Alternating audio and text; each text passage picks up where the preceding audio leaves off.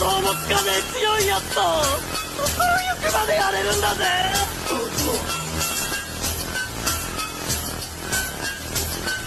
原神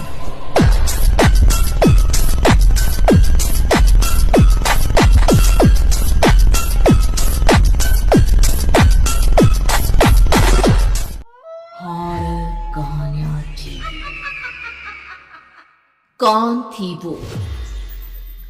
मैं 8 महीने की प्रेग्नेंट थी और अपनी डिलीवरी के लिए अपने मायके गई थी।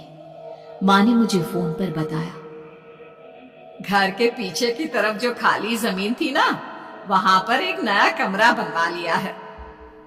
इतने सालों के बाद जैसे ही अपने घर में कदम रखा, कुछ अलग सा लगा। माँ, ये घर के पीछे की तरफ नया कमरा बनवाने की क्या जरूरत थी?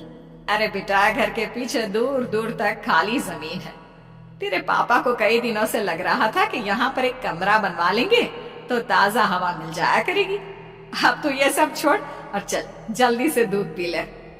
माँ, मैं थोड़ी देर में पी लूंगी, आप सो जाओ। मैंने दूध का गिलास उठाकर उस खिड़की में रख दिया। पता नहीं कब आंख लग गई। अचानक से खिड़की के पल्लों के खड़कने की तेज आवाज आई। दूध का गिलास धड़ाम से जमीन पर आ गिरा। जमीन पर गिरते ही दूध का रंग लाल हो चुका था। मैंने खिड़की से झांक कर बाहर देखा। चारों तरफ धुप अंधेरा था। उस अंधेरे की तरफ से कुछ आवाजें आ रही थी, जैसे छोटे बच्चे आपस में खिलखिलाकर मस्ती कर रहे हो।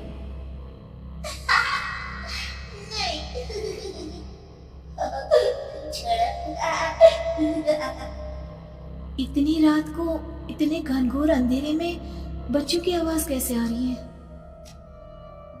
घड़ी में वक्त देखा तो ठीक 12 बजे थे। देखकर मैं सन्न रह गई। बुरी आत्माओं और भूतों की कई कहानियां मैं सुन चुकी थी। वक्त भी कुछ ऐसा ही था। ऊपर से मैं प्रेग्नेंट। सुना था कि ऐसे वक्त में अक्सर बुरी आत्माएं औरतों का पीछा करती हैं।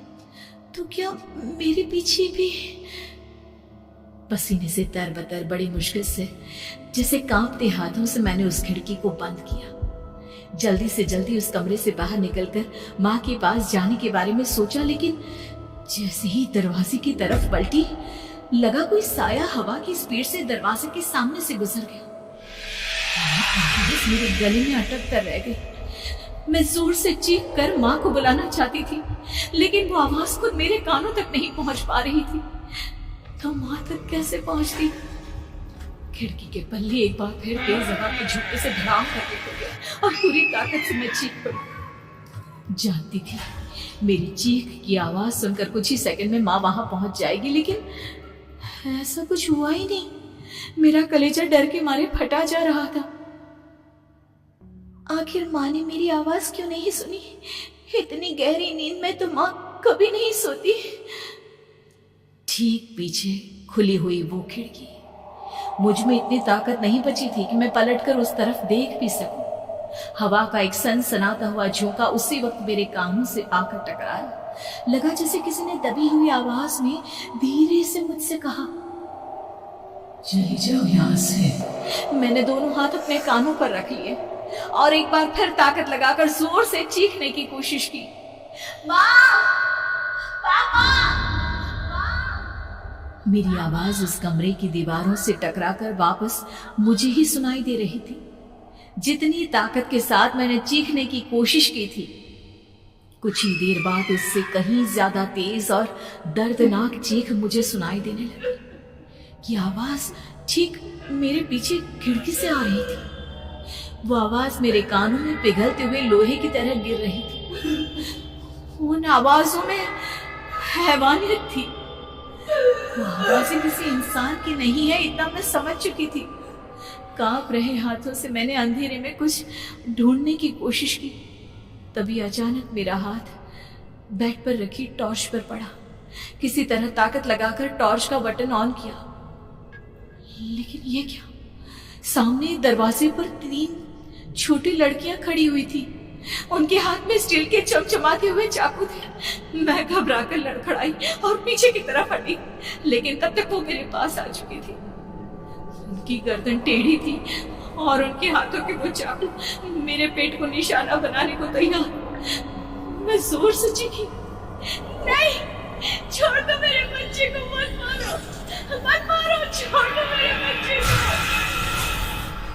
सोनाली, सोनाली, क्या हुआ बेटा? तू इतनी डरी हुई क्यों है? उठ बेटा, क्या हुआ? हड़बड़ाकर मैंने अपनी आंखें खोली। देखा तो दिन निकल आया था। माँ मुझे जगा रही थी। मेरा चेहरा पूरा पसीने से लथपथ था। क्या हुआ बेटा? तुमने कोई बुरा सपना देखा क्या? मैं अभी तक अपने पूरे होश में नहीं थी। वो मेरे बच्चे को मार देगी माँ। वो लड़की मेरे बच्चे को। मैंने घबराकर अपने पेट को छुआ।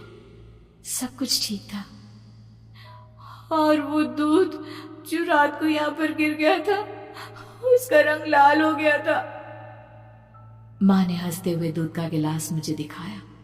तुमने दूध पिया ही नहीं, पूरा का पूरा ऐसे ही रखा हुआ है। तुमसे कहा था ना सोनाली, सेहत के लिए लापरवाही ठीक नहीं बेटा। लेकिन मैंने तो सब कुछ अपनी खुली आंखों से देखा था। ये सपना कैसे हो सकता है?